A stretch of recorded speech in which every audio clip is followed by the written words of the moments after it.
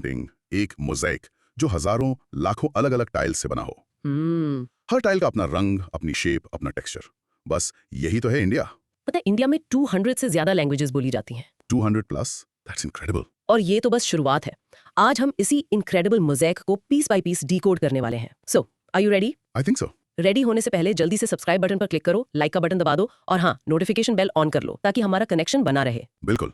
आज के इस सफर में हम 4 मेजर स्टॉप्स पर रुकेंगे। ओके, ले इट आउट फॉर अस। पहले हम इंडिया के रेशियल एंड एथनिक एलिमेंट्स को समझेंगे। आखिर इस देश के लोग आए कहां से? Sounds fascinating. फिर आएगा इंडिया का सबसे बड़ा टॉपिक, पॉपुलेशन। हम इसके ग्रोथ, स्ट्रक्चर और इससे जुड़ी पॉलिसीज को एक्सप्लोर करेंगे। The numbers game. और फाइनली हम उन डिफरेंट अप्रोचेस को देखेंगे जिससे स्कॉलर्स इंडियन सोसाइटी को स्टडी करते हैं, मतलब वो कौन सा लेंस यूज करते हैं। तो चलो शुरू करते हैं। ठीक है, तो हमारा पहला टॉपिक है racial ethnic elements in Indian population. जिसका ब्रॉड माइक्रो थीम है understanding the incredible diversity of India's people. Exactly. Basically ये टॉपिक इस बारे में है कि इंडिया की पॉपुलेशन में कौन कौन से मेजर रेशियल ग्रुप्स का कंट्रीब्यूशन है। सोचना आसान है पर it's a super complex puzzle. क्यों? क्योंकि इंडिया हमेशा से एक मेल्टिंग पॉट ऑफ कल्चर्स रहा है due to centuries of immigration. लोग आते गए, मिलते गए। इसको ऐसे समझो, imagine your school classroom. Okay, एक ही क्लास में you'll find people with different physical features. किसी की हाइट अलग, स्किन टोन अलग, आई शेप, हेयर टाइप, सब कुछ है। हाँ, होता है। ये डाइवर्सिटी एक छोटा सा एग्जाम्पल है उस विशाल रेशियल एडमिक्सचर का जो पूरे इंडियन सबकॉन्टिनेंट में हुआ है। And this isn't random. Right, it's a result of thousands of years of history. बिल्कुल। तो चलिए शुरू करते हैं एक चैलेंज से।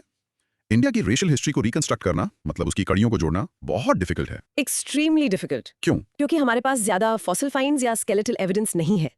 It's like trying to solve a mystery with most of the clues missing. सही में बिल्कुल हेजी सिचुएशन है। इस मिस्ट्री को सॉल्व करने की पहली कोशिश किसने की? ये कोशिश की एक सिविल सर्वेंट ने, रिस्ले, 1890 में।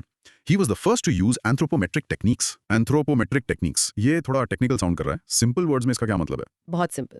It's the scientific study of human body measurements and proportions. जैसे हेड की width, नोज की लेंथ, हाइट, ऐसी चीजें। इन मेजरमेंट से पैटर्न्स आइडेंटिफाई करके लोगों को ग्रुप्स में क्लासिफाई करने की कोशिश की जाती थी। अच्छा, तो बॉडी मेजरमेंट से क्लासिफिकेशन। हाँ, उन्होंने 1901 सेंसस के लिए ये स्टडी की थी। हिस्टोरिकली ये बहुत इंपॉर्टेंट है, पर अब फ्लॉड मानी जाती है। एग्जैक्टली। तो रिजले ने इंडिया को कितने टाइप्स में बांटा था? उन्होंने 7 रेशियल टाइप्स में बांटा। पहला था द टर्को ईरानियन टाइप, जो आज के पाकिस्तान के बलूचिस्तान एरिया में मिलते थे। ओके।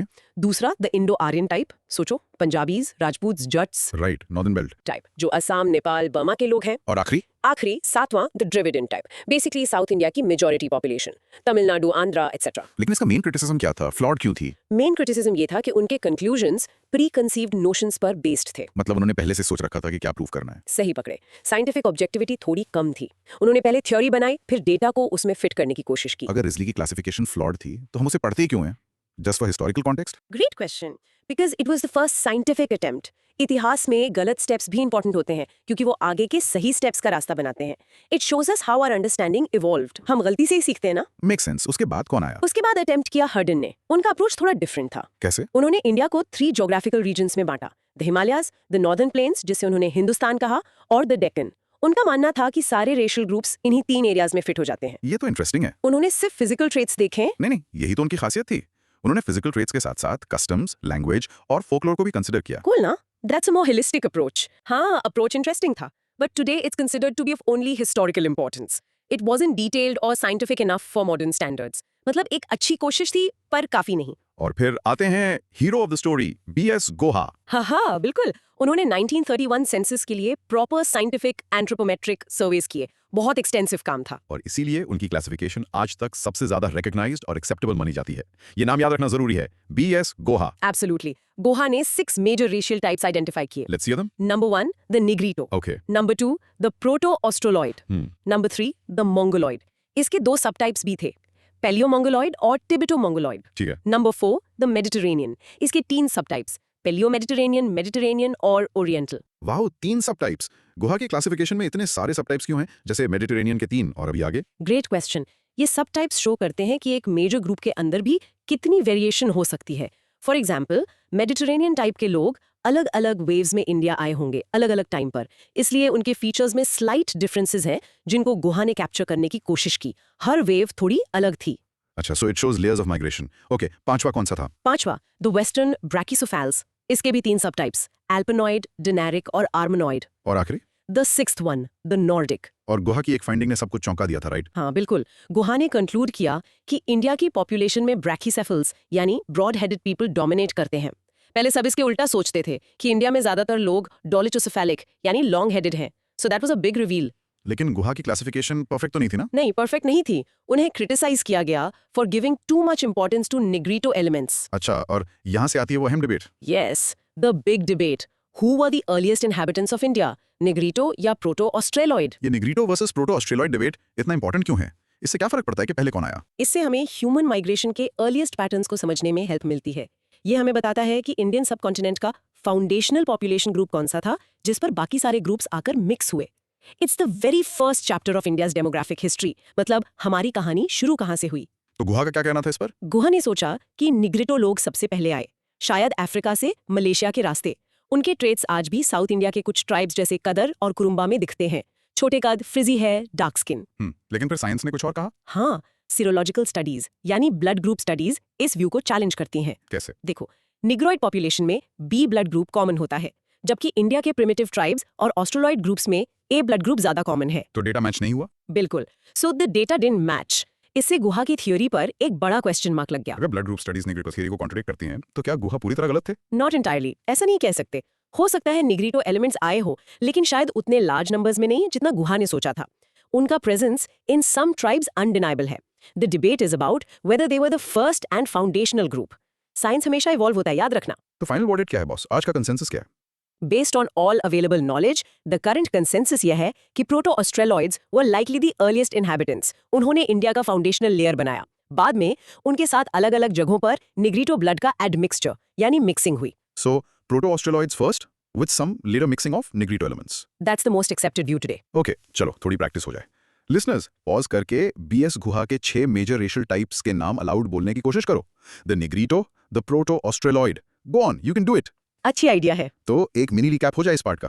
इन शॉर्ट, इंडिया की रेशियल हिस्ट्री कॉम्प्लेक्स है, लेकिन बीएस गुहा की क्लासिफिकेशन हमें सबसे क्लियर पिक्चर देती है, जिसमें प्रोटो ऑस्ट्रेलॉइड्स को फाउंडेशनल पॉपुलेशन माना जाता है। परफेक्ट। अब जब इतने अलग अलग लोग यहाँ आकर बसे, तो वो अपने साथ अपनी जुबान भी लाए होंगे। बिल्कुल, और यहाँ से शुरू होता है हमारा अगला chapter, topic name, linguistic elements in India, जिसका ब्रॉड माइक्रो थीम वही है, understanding the incredible diversity of India's languages. अब आते हैं जबान पर। ये पार्ट इस बारे में है कि इंडिया में कितनी अमेजिंग लिंग्विस्टिक हेटेरोजिनिटी यानी भाषाओं की विविधता है। हम देखेंगे कि इतनी सारी लैंग्वेजेस को कैसे ऑर्गेनाइज किया गया है और ये देश को तोड़ती हैं या जोड़ती हैं। इसके लिए एक बहुत सिंपल एग्जांपल है। एक 100 रुपए का नोट निकालो और उसके पीछे देखो। हाँ, देखा है। उसमें एक पैनल होता है। उस पैनल में तुम्हें कितनी सारी डिफरेंट स्क्रिप्ट्स में 100 रुपए लिखा हुआ दिखेगा। सही बात है, काफी सारी स्क्रिप्ट्स होती हैं। That small panel is a perfect symbol of India's linguistic diversity. एक ही चीज को कहने के इतने सारे तरीके हैं और सभी नेशनली रिकॉग्नाइज्ड है। दैट्स कूल ना? It's very cool. तो आइए इस डाइवर्सिटी के स्केल को समझते हैं। इंडिया में लिंग्विस्टिक डाइवर्सिटी का स्केल माइंड बॉगलिंग है। सोचो, 200 से ज्यादा लैंग्वेजेस, और उसमें से भी आधे से ज्यादा लैंग्वेजेस ऐसी हैं जिन्हें 10,000 से भी कम लोग बोलते हैं। It's like a giant library of languages, जिसमें कुछ बेस्ट सेलर्स हैं और कुछ रेयर फर्स्ट एडिशंस। और यहाँ एक कैच है। हाँ, हियर्स अ फन फैक्ट, सिर्फ 23 लैंग्वेजेस ऐसी हैं जिन्हें देश की 97% पॉपुलेशन बोलती है। So there is concentration too, मतलब विविधता भी है और एक तरह का फोकस भी। बिल्कुल, और हमारे कॉन्स्टिट्यूशन के 8th शेड्यूल में 22 लैंग्वेजेस प्लस इंग्लिश को ऑफिशियल स्टेटस मिला हुआ है। इतनी सारी लैंग्वेजेस को समझने के लिए स्कॉलर्स ने उन्हें ग्रुप किया होगा ना? एग्जैक्टली, उन्होंने इन्हें 4 मेजर फैमिलीज में ग्रुप किया है। ये फैमिली ट्री जैसा है, जहां एक पेरेंट लैंग्वेज से बहुत सारी रिलेटेड लैंग्वेजेस निकलती हैं। ओके, तो ये 4 फैमिलीज कौन सी हैं?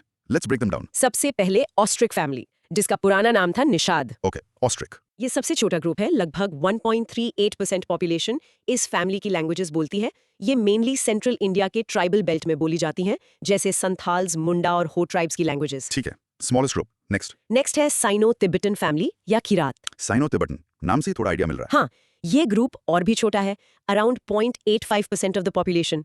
जैसा नाम से ही क्लियर है, ये लैंग्वेजेस नॉर्थ ईस्टर्न स्टेट्स के ट्राइबल पॉपुलेशंस द्वारा बोली जाती हैं। तो ये 2 छोटे ग्रुप्स हो गए। अब आते हैं बड़े प्लेयर्स पर। बिल्कुल। तीसरा ग्रुप है द्रविडियन फैमिली या द्रविड़। इस फैमिली की लैंग्वेजेस को करीब 20% पॉपुलेशन बोलती है। इसमें तो साउथ इंडिया की मेन लैंग्वेजेस आती होंगी। एग्जैक्टली, इसमें आती हैं साउथ इंडिया की पावरफुल लैंग्वेजेस, तेलुगु, तमिल, कन्नड़ा और मलयालम। सेंट्रल इंडिया की गोंडी भी इसका हिस्सा है। और अब the final one, the big one. And the winner is Indo European family या आर्यन। ये सबसे डोमिनेंट ग्रुप है। हाँ, देश की लगभग 73% पॉपुलेशन इस फैमिली की कोई ना कोई लैंग्वेज बोलती है। इसमें लैंग्वेजेस की भरमार है। Punjabi, Marathi, Gujarati, Rajasthani, Hindi, Urdu, Bengali, the list goes on and on. ये लैंग्वेज फैमिलीज का कॉन्सेप्ट कैसे काम करता है? मतलब क्या बंगाली और मराठी स्पीकर्स एक दूसरे को समझ सकते हैं because they are from the same family? Not necessarily. Great question. Think of it like cousins. आप और आपके कजिन एक ही ग्रैंड पेरेंट्स से आए हैं, इसीलिए आप में कुछ सिमिलैरिटीज जैसे सरनेम हो सकते हैं, बट आप अलग अलग लोग हैं। सिमिलरली बंगाली और मराठी की एक कॉमन एंसेस्टर लैंग्वेज है, सो उनके ग्रामर और कुछ कोर वर्ड्स में सिमिलैरिटीज हो सकती हैं, but they are distinct languages. उन्हें सीखना पड़ेगा। अच्छा, a common origin but not mutual intelligibility. सही। इतनी डाइवर्सिटी देखकर लगता है कि नेशनल इंटीग्रेशन के लिए प्रॉब्लम होगी, पर आपने कहा ऐसा है नहीं। हाँ, ये एप्रहेंशन लार्जली डिसेप्टिव ऐसा है नहीं। कई फैक्टर्स ने लिंग्विस्टिक यूनिटी को बढ़ाया है। जैसे कि what are these factors? Historically सबसे पहले संस्कृत ने एक ब्रिज लैंग्वेज का काम किया जो नॉर्थ और साउथ की लैंग्वेजेस को जोड़ती थी। एक मिनट, संस्कृत को ब्रिज लैंग्वेज क्यों कहा गया? उसे तो अब बहुत कम लोग बोलते हैं। Bridge language in a historical context. इसको आज के पर्सपेक्टिव से मत देखो। Sanskrit was the language of scholars, religion and administration for centuries. इसलिए नॉर्थ इंडिया की ऑलमोस्ट सभी Indo Aryan languages, Hindi, Bengali etcetera, Sanskrit से ही निकली हैं। और साउथ की द्रविडियन लैंग्वेजेस ने भी संस्कृत से बहुत सारे वर्ड्स बोरो किए। इस तरह उसने एक लिंक बनाया। अच्छा, so it created a common vocabulary pool. Correct. Medieval period में यही रोल पर्शियन में निभाया। कोर्ट की लैंग्वेज थी, एडमिनिस्ट्रेशन की लैंग्वेज थी। और मॉडर्न टाइम्स में? मॉडर्न टाइम्स में obviously English plays that role. Mahatma Gandhi ने भी एक आइडिया प्रमोट किया था ना? हाँ, उन्होंने हिंदुस्तानी का आइडिया प्रमोट किया था, एक ऐसी लैंग्वेज जिसमें हिंदी, उर्दू के साथ साथ दूसरी इंडियन लैंग्वेजेस के कॉमन वर्ड्स भी शामिल हों, एक ट्रू लिंक लैंग्वेज। पर इन सबसे बड़ा कंट्रीब्यूटर कौन है लिंग्विस्टिक इंटीग्रेशन में? The biggest contributor, main stream Hindi Urdu cinema from Mumbai. Bollywood. Yes, Bollywood. इसके डायलॉग्स और गाने पूरे देश में समझे और एंजॉय किए जाते हैं। इसने एक ऑल इंडिया वोकैबुलरी क्रिएट की है जो लिंग्विस्टिक यूनिटी की जर्नी में एक पावरफुल फोर्स है। सिनेमा आखिर वोकैबुलरी कैसे क्रिएट करता है? कोई एग्जांपल दे सकते हैं? बिल्कुल। वर्ड लाइक टेंशन, स्टाइल, मस्ती, दोस्त, यार, ये वर्ड्स अब सिर्फ हिंदी बेल्ट तक लिमिटेड नहीं है। Thanks to cinema, a person in Chennai और Kolkata understands and uses them casually. गानों के लिरिक्स भी कॉमन फ्रेजेस बन जाते हैं। ये कल्चरल इंटीग्रेशन है थ्रू लैंग्वेज। अगर 97% लोग सिर्फ 23 लैंग्वेजेस बोलते हैं, तो बाकी 177 प्लस लैंग्वेजेस का क्या फ्यूचर है? क्या वो खत्म हो जाएंगे? This is a real concern called language endangerment. छोटे कम्युनिटीज जब बड़ी लैंग्वेजेस के इन्फ्लुएंस में आते हैं तो उनकी अपनी लैंग्वेज का यूज कम हो जाता है। उनके बच्चे स्कूल्स में डोमिनेंट लैंग्वेज पढ़ते हैं। Efforts are being made to preserve them, but the risk is very real. सही बात है। एक लास्ट क्वेश्चन इस टॉपिक पर, कॉन्स्टिट्यूशन में 22 लैंग्वेजेस को शेड्यूल करना क्यों जरूरी था? इससे क्या फायदा होता है? It gives them official recognition and status. इसका मतलब है कि इन लैंग्वेजेस को गवर्नमेंट प्रमोट करेगी, इनमें लिटरेचर पब्लिश होगा और स्टूडेंट्स इन लैंग्वेजेस में एजुकेशन ले सकते हैं। It's a way of protecting and respecting the linguistic diversity of the nation. उन्हें एक सुरक्षा कवच मिल जाता है। Let's practice. लिसनर्स पॉज करके चारों लैंग्वेज फैमिलीज के नाम एक एक एग्जांपल के साथ बोलो। Austric for example, Santhali. You can do it. Let's see if they remember. एक mini recap. In short, India has 4 major language families, with Indo-European being the largest, and factors like historical bridge languages and modern cinema create a strong sense of linguistic unity despite the diversity. ठीक है, अब आते हैं numbers पर। Big numbers. Topic name, population of India and Indian population policy. और इसका broad micro theme है India के डेमोग्राफिक रिपोर्ट कार्ड को समझना। हम इंडिया की पॉपुलेशन, आबादी को डाइसेक्ट करेंगे। हम देखेंगे कि ये इतनी तेजी से क्यों बढ़ी, कहाँ ज्यादा है, कहाँ कम, और गवर्नमेंट ने इसको मैनेज करने के लिए क्या पॉलिसी बनाई। इसका स्केल समझने के लिए एक फैक्ट सोचो। दुनिया के हर 6 इंसानों में से एक इंडियन है। Wow. We have nearly 17% of the world's population, but only 2.5% of the world's land area. It's like fitting an entire colony of ants into a small matchbox. सही एनालॉजी है। The pressure on resources is immense. तो इस growth की कहानी क्या है? India is the second most populous country after China. हमारी population 1991 में 85 करोड़ थी, जो 2011 में 121 करोड़ हो गए। That's a huge jump. इतना बड़ा जंप, डेमोग्राफर्स कहते हैं इसका मेन रीजन पॉपुलेशन एक्सप्लोजन नहीं, बल्कि एक rapid fall in the death rate है। लोग अब ज्यादा जीने लगे हैं। चलो डेटा को देखते हैं इसको समझने के लिए। Let's look at the key demographic indicators. Okay. सबसे पहले पॉपुलेशन ग्रोथ। 1921 तक ग्रोथ रेट बहुत कम था, कभी-कभी नेगेटिव भी हो जाता था, फैमिन्स और एपिडेमिक्स की वजह से। Right. 1951 के बाद इसने रॉकेट की तरह स्पीड पकड़ी। लेकिन एक अच्छी खबर है, 2011 में ग्रोथ रेट थोड़ा स्लो हुआ है to 1.64%, which is a good sign. ये स्लो डाउन जरूरी था। अच्छा, बर्थ और डेथ रेट्स के बारे में बताइए। यही है असली कहानी। देखो, 1911 में बर्थ रेट 49.2 था और डेथ रेट 42.6, ऑलमोस्ट बराबर, फर्क बहुत कम था। ओके। लेकिन 2011 तक बर्थ रेट गिरकर 21.8 पर आ गया, पर डेथ रेट गिरकर सिर्फ 7.1 रह गया। ओह वाओ, तो बर्थ रेट भी गिरा पर डेथ रेट क्रैश हो गया। एग्जैक्टली। ये जो गैप है 21.8 माइनस 7.1, वही पॉपुलेशन ग्रोथ का मेन इंजन है। डेथ रेट इतना तेजी से क्यों गिरा? आजादी के बाद ऐसा क्या हुआ? Better healthcare, control of epidemics like cholera and plague, vaccinations, improved sanitation, और better food distribution. Medical science ने miracles किए हैं। इससे लॉन्जिविटी बढ़ी बट बर्थ रेट्स उतनी तेजी से नहीं गिरे। समझ गया। और इसका असर डेंसिटी ऑफ पॉपुलेशन पर क्या हुआ? जबरदस्त असर हुआ। 1901 में 1 स्क्वायर किलोमीटर में सिर्फ 77 लोग रहते थे। 2011 में ये नंबर 382 हो गया। 4 टाइम्स से भी ज्यादा। हाँ, सबसे कम डेंसिटी अरुणाचल प्रदेश में है, सिर्फ 17 लोग पर स्क्वायर किलोमीटर। पहाड़ी इलाका है। और सबसे हाई डेंसिटी वाले स्टेट्स? बिहार, वेस्ट बंगाल, केरला। यहाँ जमीन पर बहुत प्रेशर है। पॉपुलेशन डेंसिटी कम होना हमेशा अच्छा होता है क्या, जैसे अरुणाचल प्रदेश में? नॉट नेसेसरीली, ये भी एक मायोपिक व्यू होगा। Low density often indicates difficult terrain, lack of infrastructure and limited economic opportunities, जिसके कारण वहाँ कम लोग रहते हैं। High density on the other hand puts pressure on resources. So the key is optimal density, not just high और low. Fair point. अब आते हैं सोशल स्ट्रक्चर पर। सबसे पहले sex ratio. This is a very serious topic. Historically India का sex ratio males के favour में रहा है। इसके रीजंस क्या हैं? कई सारे। Higher female mortality, neglect of the girl child, high maternal mortality और sadly female infanticide and foeticide. Data क्या कहता है? 1991 में 927 फीमेल्स पर 1000 मेल्स थे। But there some good news. 2011 census में रेशियो इंप्रूव हुआ। इट बिकेम 943 फीमेल्स पर 1000 मेल्स। चलो कुछ तो आगे बढ़ा है। इसमें बेस्ट परफॉर्मिंग स्टेट कौन सा है? केरला, वहाँ 1084 फीमेल्स पर 1000 मेल्स हैं। Positive sex ratio. और सबसे वर्स्ट? हरियाणा, वहाँ सिचुएशन काफी चिंताजनक रही है, ऑल्दो अब सुधार आ रहा है। Next, literacy. सेंसस के हिसाब से लिटरेसी का क्या मतलब है? बहुत सिंपल डेफिनेशन है, a person who can read and right with understanding in any language. Okay, तो हमारा नेशनल लिटरेसी रेट क्या है? 2011 में नेशनल लिटरेसी रेट 73% तक पहुंच गया, Yeah. which is great progress since independence. लेकिन इसमें एक जेंडर गैप है जिसका जिक्र आपने पहले भी किया था। हाँ, मेल्स का रेट 80.9% है, जबकि फीमेल्स का सिर्फ 64.6%। ये गैप कम हो रहा है पर अभी भी है। State wise performance? केरला यहाँ भी नंबर 1 है विद 94% लिटरेसी। बिहार सबसे नीचे है विद अराउंड 62%। केरला हर social indicator, sex ratio, literacy में आगे क्यों है? What's their secret? इसके पीछे कोई एक राज नहीं है, बल्कि हिस्टोरिकल फैक्टर्स का कॉम्बिनेशन है। केरला में शुरू से एजुकेशन और हेल्थ पर ज्यादा फोकस रहा है। वहाँ के मैट्रीलिनियल सोसाइटीज का इन्फ्लुएंस, क्रिश्चियन मिशनरीज का रोल इन एजुकेशन और लैंड रिफॉर्म्स जैसे फैक्टर्स ने एक प्रोग्रेसिव सोशल एनवायरनमेंट बनाया। It's a long term investment. Interesting. अब बात करते हैं सोशल फैब्रिक की। Scheduled castes SC and scheduled tribes ST. ठीक है, एससी पॉपुलेशन इंडिया की टोटल पॉपुलेशन का लगभग 16.6% है 2011 सेंसस। इसमें सबसे बड़ा ग्रुप है चमार्स। और इनका कंसंट्रेशन कहाँ ज्यादा है? पंजाब में देश का सबसे हाई रेशियो है एससी पॉपुलेशन का, नियरली 32%। और एसटी पॉपुलेशन? एसटी पॉपुलेशन लगभग 8.6% है। इनका डिस्ट्रीब्यूशन बहुत इंटरेस्टिंग है। 55% सेंट्रल ईस्टर्न बेल्ट में, 28% वेस्टर्न बेल्ट में और 10% नॉर्थ ईस्ट में। नॉर्थ ईस्ट तो ट्राइबल हार्टलैंड है। बिल्कुल। नॉर्थ ईस्ट के मिजोरम 94.4% और नागालैंड 86.5% स्टेट्स ऑलमोस्ट पूरी तरह ट्राइबल है। आखिरी कंपोनेंट सोशल स्ट्रक्चर का, religious composition. India as we know एक मल्टी रिलीजियस सोसाइटी है। रफली 2011 सेंसस के हिसाब से Hindus are around 80%, Muslims 14%, Christians 2.3%, Sikhs 1.7%, Buddhist 0.7%, Jains 0.4%। और कुछ स्टेट्स में रिलीजियस माइनॉरिटीज मेजॉरिटी में है ना? करेक्ट, जैसे लक्षद्वीप और जम्मू एंड कश्मीर में मुस्लिम्स मेजॉरिटी में है, नागालैंड, मिजोरम और मेघालय में क्रिश्चियंस और पंजाब में सिख्स। ओके, तो ये हो गया डेमोग्राफिक स्नैपशॉट। इतनी बड़ी पॉपुलेशन को मैनेज करने के लिए पॉलिसी तो लगेगी ही। जरूर।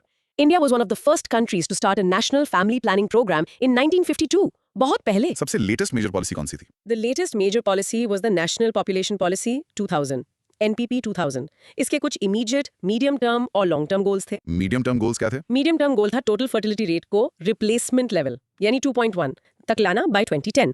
इसके अलावा कुछ और मेजर गोल्स थे। For example, infant mortality ratio को 30 पर 1000 लाइव बर्थ से नीचे लाना, मैटरनल मोर्टेलिटी रेशियो उसे 100 पर 100,000 लाइव बर्थ से नीचे लाना, यूनिवर्सल इम्यूनाइजेशन अचीव करना और लड़कियों की शादी में देरी प्रमोट करना, 18 से पहले नहीं, प्रेफरेबली 20 के बाद। एनपीपी 2000 के गोल्स एम्बिशियस थे। हम 2024 में हैं, क्या हमने इन्हें अब अचीव कर लिया है? We've made significant progress. IMR और एमएमआर दोनों काफी कम हुए हैं, इंस्टीट्यूशनल डिलीवरीज बढ़ी हैं। हमने 2010 के टारगेट्स को पूरी तरह मीट नहीं किया था, पर हम उस दिशा में आगे बढ़े हैं। रीजनल डिस्पैरिटीज अभी भी बहुत ज्यादा हैं। The journey is still on. Policy के बावजूद हमारे गोल्स पूरी तरह से अचीव क्यों नहीं हुए? What are the main challenges? इसके पीछे 6 बड़े फैक्टर्स हैं, इन्हें याद रखना जरूरी है। Okay. 1. Unmet contraception needs, remote areas में एक्सेस की कमी। 2. High infant mortality rate, IMR. जब बच्चों के जीने की अनसर्टेनिटी होती है तो फैमिली ज्यादा बच्चे पैदा करती हैं as an insurance. Makes a sad kind of sense. Third, early marriage of girls. इसे too early, too frequent, too many pregnancies का साइकिल शुरू हो जाता है। fourth, widespread son preference, ये तो बहुत बड़ा इशू है। हाँ, बेटा पैदा करने की चाहत में फैमिली साइज बढ़ जाता है। पांचवा, पॉवर्टी, गरीब लोग बच्चों को एसेट्स की तरह देखते हैं जो फैमिली इकोनॉमी में कंट्रीब्यूट कर सकते हैं। और आखिरी, 6th, रिलीजियस बिलीफ्स। कुछ कम्युनिटीज में चिल्ड्रन को गॉड्स गिफ्ट मानना और बर्थ कंट्रोल को अवॉइड करना। ये सन प्रेफरेंस का प्रॉब्लम सिर्फ एजुकेशन से सॉल्व हो सकता है। Education helps a lot, but it's not the only solution. ये एक डीप रूटेड सोशियो इकोनॉमिक और रिलीजियस इशू है। Dowry system, property inheritance laws और ओल्ड एज सिक्योरिटी जैसे मुद्दे से जुड़े हैं। एक मल्टी प्रोंग्ड अप्रोच चाहिए, लीगल, सोशल एंड इकोनॉमिक। सिर्फ अवेयरनेस से काम नहीं चलेगा। Let's practice. लिसनर्स पॉज करो और पॉपुलेशन ग्रोथ को चैलेंज बनाए रखने वाले कोई भी 3 फैक्टर्स को अलाउड एक्सप्लेन करने की कोशिश करो, जैसे high infant mortality rate means. A very useful exercise. Mini recap for this part. In short, India's population grew rapidly due to a falling death rate, and while social indicators are improving, challenges like son preference, poverty, and early marriage hinder the effectiveness of its population policy. Okay, हमने India के लोगों, जबान और आबादी को देख लिया, पर स्कॉलर्स इस सुपर कॉम्प्लेक्स सोसाइटी को स्टडी कैसे करते हैं? क्या कोई एक फॉर्मूला है? नहीं, इसके लिए अलग-अलग lenses यानी approaches यूज किए जाते हैं। ये है हमारा final topic. Approaches to the study of Indian society. और इसका broad micro theme, How do we even begin to understand a society as complex as India? इसको एक क्राइम सीन इन्वेस्टिगेशन की तरह सोचो। Okay, interesting analogy. एक detective fingerprints देखेगा, empirical data, एक साइकोलॉजिस्ट सस्पेक्ट की मोटिव समझेगा, कल्चरल व्यू, एक हिस्टोरियन उसकी पास्ट हिस्ट्री चेक करेगा, हिस्टोरिकल व्यू। एक इकोनॉमिस्ट देखेगा कि क्राइम पैसे के लिए हुआ या नहीं, मार्क्सिस्ट व्यू। एग्जैक्टली। सोसाइटी को समझना भी ऐसा ही है। अलग-अलग अप्रोचेस मिलकर एक कंप्लीट पिक्चर बनाते हैं। तो इंडियन सोसाइटी इतनी यूनिक है कि स्कॉलर्स कहते हैं इसको सिर्फ वेस्टर्न थ्योरी से नहीं समझा जा सकता, इसलिए इसको स्टडी करने के लिए स्पेशल फ्रेमवर्क्स डेवलप किए गए। Let's break them down one by one. ठीक है, शुरू करते हैं सबसे ट्रेडिशनल अप्रोच से। कौन सा? 1. The Indological approach. इसका मेन आइडिया है go back to the books. मतलब? पुराने ग्रंथों में जाओ। हाँ, ये अप्रोच मानता है कि इंडिया को समझने के लिए हमें क्लासिकल संस्कृत टेक्स्ट्स जैसे वेदास और पुराणास को पढ़ना पड़ेगा। ये एक बुक व्यू है, फील्ड व्यू नहीं। जीएस घुरिये इसके बड़े सपोर्टर थे। पर इसका क्रिटिसिज्म भी तो होगा। बिल्कुल। इसका क्रिटिसिज्म यह है कि ये एक स्टैटिक और रोमांटिसाइज्ड पिक्चर देता है। ये इंडिया के पास्ट को ग्लोरीफाई करता है और मॉडर्न इंडिया, इस्लाम और ब्रिटिश रूल के कंट्रीब्यूशन को इग्नोर कर देता है। सिर्फ आइडियल इंडिया को देखता है, रियल इंडिया को नहीं। Book view versus field view में आखिर इतना बड़ा डिफरेंस क्या है? इसको थोड़ा और एक्सप्लेन कीजिए। बुक व्यू आपको बताता है कि सोसाइटी कैसी होनी चाहिए, दी आइडियल। फील्ड व्यू आपको बताता है कि सोसाइटी कैसी है, the reality. For example, texts में कास्ट सिस्टम के रिजिड रूल्स लिखे हो सकते हैं कि इंटरकास्ट मैरिज मना है, लेकिन फील्ड में जाकर पता चलता है कि लोग उन रूल्स को कितना फॉलो करते हैं या तोड़ते हैं, या उनके बारे में क्या सोचते हैं। Got it. Ideal versus real. तो फील्ड व्यू वाला अप्रोच कौन सा है? वो है 2, द स्ट्रक्चरल फंक्शनलिस्ट अप्रोच। यह अप्रोच कहता है किताबों को छोड़ो, फील्ड में उतरो। इसके चैंपियंस कौन थे? एम.एन. श्रीनिवास जैसे लोग। वो मानते थे कि सोसाइटी को उसके प्रेजेंट स्ट्रक्चर और फंक्शन से समझो। ट्रूथ के लिए एम्पिरिकल इन्वेस्टिगेशन यानी फील्ड वर्क जरूरी है। ये अप्रोच इंडिपेंडेंस के बाद बहुत पॉपुलर हुआ होगा। हाँ, बहुत। इसकी स्ट्रेंथ इसका स्ट्रॉन्ग एम्पिरिकल बेस है, पर इसका भी क्रिटिसिज्म है। क्या? इसकी सबसे बड़ी लिमिटेशन है कि ये चेंज को आसानी से एक्सप्लेन नहीं कर पाता। ये सोसाइटी को एक स्टेबल सिस्टम की तरह देखता है जहाँ हर चीज का एक फंक्शन है, जबकि societies, specially modern India, constantly बदल रही हैं। It's better at explaining stability than conflict और ट्रांसफॉर्मेशन। ठीक है, next approach. 3, the historical approach. जैसा नाम है वैसा काम। ये अप्रोच सोशल डेवलपमेंट को टाइम के साथ साथ स्टडी करता है। मतलब स्टैटिक स्ट्रक्चर पर नहीं, बल्कि हिस्टोरिकल प्रोसेस पर फोकस करता है। How did we get here? Correct. It's similar to Marxist and Weberian perspectives. India में एस नूरुल हसन ने इस अप्रोच से एग्रेरियन रिलेशंस और मॉडर्नाइजेशन को स्टडी किया। इसके बाद 4, द कल्चरलॉजिकल अप्रोच। ये एक थोड़ा नॉन स्टैंडर्डाइज्ड अप्रोच है। इसका फोकस है कल्चर। ये कहता है कि सोशल स्ट्रक्चर से पहले कल्चर को समझो। इंसान एक कल्चरल बीइंग है। ये इंडोलॉजी से अलग कैसे है? वो भी तो कल्चर टेक्स्ट को देखता है। मेन डिफरेंस वही है। ये फील्ड व्यू लेता है, बुक व्यू नहीं। ये देखता है कि लोग कल्चर को अपनी डेली लाइफ में कैसे लाइव करते हैं। क्लिफर्ड गर्ट्स जैसे कल्चरल एंथ्रोपोलॉजिस्ट्स का इस पर इन्फ्लुएंस रहा है। ठीक है, अब आते हैं इकोनॉमी पर। हाँ। 5, द मार्क्सिस्ट अप्रोच। ये अप्रोच सोसाइटी को प्रोडक्शन, प्रॉपर्टी और क्लास रिलेशंस के लेंस से देखता है। बेसिकली किसके पास पैसा और पावर है और किसके पास नहीं, the haves and the have nots. इसके की फिगर्स कौन है इंडिया में? डी.डी. कोसाम्बी और ए.आर. देसाई इसके की फिगर्स हैं। देसाई ने इंडियन सोसाइटी को 3 फेजेस में स्टडी किया, प्री कॉलोनियल, कॉलोनियल और पोस्ट कॉलोनियल। उनकी book social background of Indian nationalism एक क्लासिक मानी जाती है। मार्क्सिस्ट अप्रोच सिर्फ इकोनॉमी पर फोकस करता है। क्या ये इंडियन कॉन्टेक्स्ट में सफिशिएंट है, जहां कास्ट इतनी इंपॉर्टेंट है? यही इसका सबसे बड़ा क्रिटिसिज्म है, और इसी क्रिटिसिज्म से हमारे आखिरी अप्रोच का जन्म हुआ। कौन सा? 6, द सबल्टन अप्रोच। इस सबसे नया है 1980s का अप्रोच।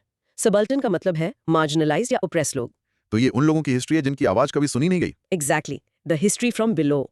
ये exploited peasants, workers, tribals, Dalits, women, इन सब की कहानी है। ये मार्क्सिस्ट अप्रोच से कैसे अलग है? ये एक पोस्ट मार्क्सिस्ट मूवमेंट है। इसका जन्म इसलिए हुआ क्योंकि मार्क्सिस्ट पर आरोप था कि वो कास्ट और रिलीजन को उतना इंपॉर्टेंस नहीं देते थे। उनके लिए सब कुछ क्लास स्ट्रगल था। इससे ऑप्रेस्ड क्लासेस का लिव्ड एक्सपीरियंस कैप्चर नहीं हो पाता था। सबॉल्टन स्कॉलर्स ने आर्ग्यू किया कि इंडिया में कास्ट और रिलीजन की अपनी इंडिपेंडेंट रियलिटी है जो सिर्फ इकोनॉमिक टर्म्स में नहीं समझी जा सकती। इसके पायनियर कौन है? रणजीत गुहा इसके पाइनियर हैं। ये सबाल्टर्न अप्रोच इंपॉर्टेंट है, पर क्या इसमें डेंजर नहीं है कि हम सिर्फ ऑपरेशन की ही कहानियां सुनते रह जाएं? That's a valid point. The goal of the subaltern approach is not just to tell stories of oppression, but to restore the agency of the subalterns. यानी ये दिखाना कि उन्होंने सिर्फ जुल्म सहे नहीं, बल्कि उन्होंने रेजिस्ट भी किया, अपनी कल्चर बनाई और हिस्ट्री को शेप किया. It's about giving them their voice back, not just seeing them as victims. अगर मैं 10th ग्रेड का स्टूडेंट हूं तो मेरे लिए इन अप्रोचेस में से सबसे रिलेटेबल कौन सा हो सकता है? I think the structural functionalist approach, क्योंकि आप अपने आसपास की सोसाइटी को ऑब्जर्व कर सकते हो, और subaltern approach, क्योंकि ये उन लोगों की कहानियां बताता है जिनके बारे में हिस्ट्री बुक्स कम लिखती हैं, सबसे रिलेटेबल हो सकते हैं. They connect directly to what you see and feel around you. तो इन सब अप्रोचेस में से बेस्ट कौन सा है? कोई एक बेस्ट नहीं है, यही तो इसकी खूबसूरती है. हर अप्रोच एक अलग पर्सपेक्टिव देता है. A true understanding of India's social fabric comes from using insights from all of them together. They are like different tools in a sociologist's toolkit. आप एक ही टूल से सब काम नहीं कर सकते. एक क्विक चैलेंज, पॉज करो और मार्क्सिस्ट अप्रोच और सबाल्टर्न अप्रोच के बीच का मेन डिफरेंस एक लाइन में अपने दोस्त को समझाने की कोशिश करो. Let's see how they do. Mini recap for this final part. In short, Indian society को स्टडी करने के लिए 6 अलग-अलग लेंसेज हैं. इंडोलॉजी, टेक्स्ट से लेकर सबाल्टर्न, मार्जिनलाइज्ड वॉइसेस तक. और हर अप्रोच हमें एक यूनिक और वैल्यूएबल इंसाइट देता है. Wow, what an incredible journey. चलो एक सुपर क्विक रिकैप करते हैं. हमारा ब्रॉड माइक्रो थीम था understanding the incredible diversity of India's people, languages and society. हाँ, और हमने इस जर्नी को 4 हिस्सों में कवर किया. पहला, रेशियल एलिमेंट्स. हमने देखा कि इंडिया एक रेशियल मोज़ेक है जिसमें बीएस गुहा की 6 पार्ट क्लासिफिकेशन सबसे इंपॉर्टेंट है और प्रोटो ऑस्ट्रेलॉइड्स को फाउंडेशनल पॉपुलेशन माना जाता है. दूसरा, लिंग्विस्टिक एलिमेंट्स. हमने जाना कि इंडिया में 4 मेजर लैंग्वेज फैमिलीज हैं, but factors like Sanskrit, Persian, English और स्पेशली बॉलीवुड सिनेमा ने देश को भाषा के लेवल पर जोड़ा है. तीसरा, पॉपुलेशन. हमने इंडिया के डेमोग्राफिक ट्रेंड्स को समझा, from a falling death rate causing population growth to social indicators जैसे सेक्स रेशियो और लिटरेसी. हमने पॉपुलेशन पॉलिसी के चैलेंजेस भी देखे. और चौथा, अप्रोचेस टू स्टडी. फाइनली हमने सोसाइटी को समझने के 6 अलग-अलग नजरिए देखे, from reading ancient text, Indology, to listening to the voices of the oppressed, subaltern. अब आपकी बारी. थोड़ा सोचो और इन सवालों के जवाब देने की कोशिश करो, as if you are presenting them. पहला, बीएस गुहा की क्लासिफिकेशन रिजली की क्लासिफिकेशन से बेटर क्यों मानी जाती है? दूसरा, लिंग्विस्टिक यूनिटी में बॉलीवुड सिनेमा का क्या रोल है? एक एग्जाम्पल दो. तीसरा, इंडिया का डेथ रेट आजादी के बाद इतना तेजी से क्यों गिरा? चौथा, सोन प्रेफरेंस का पॉपुलेशन ग्रोथ पर क्या इम्पैक्ट पड़ता है? पांचवा, book view and field view में से आपको क्या ज्यादा यूजफुल लगता है और क्यों? और छठा, सबाल्टर्न अप्रोच हमें हिस्ट्री के बारे में क्या नया सिखाता है? Here's a simple challenge for you.